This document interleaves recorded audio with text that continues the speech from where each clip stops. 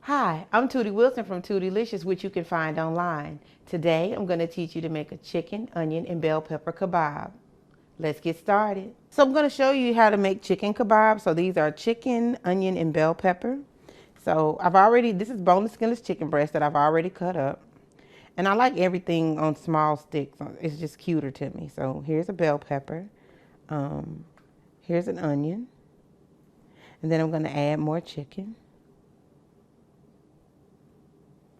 And then I'm going to add, I guess I'll add a little color and I'll do a red one. Then I'll add another onion. And then one more chicken.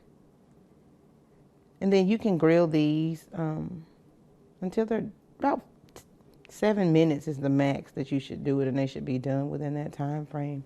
You can also add mushrooms to it. I have mushroom here, or just whatever vegetables you like. I just like color, so I do mostly red and orange bell peppers. But that's all you have to do. Grill it for about 7 minutes. Season it the way you like with whatever marinade, and enjoy. So there you go. That's how you make a chicken, onion, and bell pepper kebab.